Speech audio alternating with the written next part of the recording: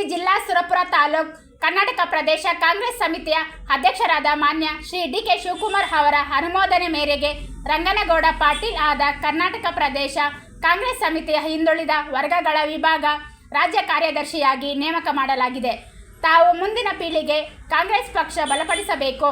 ರಾಷ್ಟ್ರಧ್ವನಿ news Kannada ವರದಿಗಾರರು Sharanu B. Poojary.